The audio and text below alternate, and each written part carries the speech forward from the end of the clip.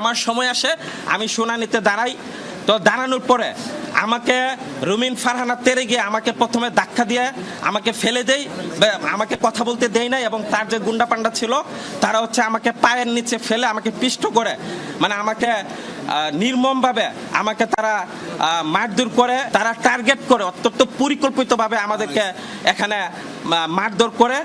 তারা চেয়েছে যে আমরা যাতে এখানে আমাদের যুক্তিতর্ক উপস্থাপন না। 2008-এর আগের যে সীমানা, যেটা দেশনেত্রী বেগম খালেদা জিয়ার ইচ্ছা ছিল সেখানে যাওয়া হোক, গুন্ডা পান্ডার মতন তারা সেখানে আচার আচরণ করলেন।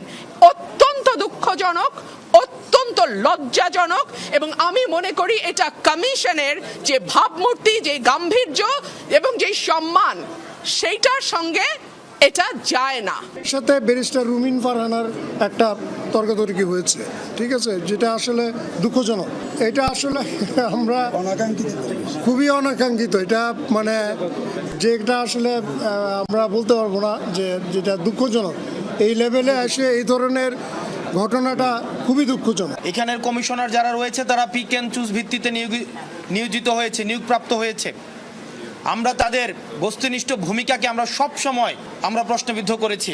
আমরা আজকে যে ন্যাক্কারজনক যে ঘটনাটির পুরো বাংলাদেশ যেটি সাক্ষী হয়েছে, এটি মূলত হচ্ছে আগামী নির্বাচন কেমন হতে পারে এবং সেই নির্বাচনে নির্বাচন কমিশনের ভূমিকা কি হবে এবং আগামী নির্বাচনে বিএনপি কি ভূমিকা রাখবে এবং পুলিশ কি দর্শকের ভূমিকা রাখবে, কি ভূমিকা পালন করবে, সেটির আজকে প্রমাণ হয়ে গিয়েছে।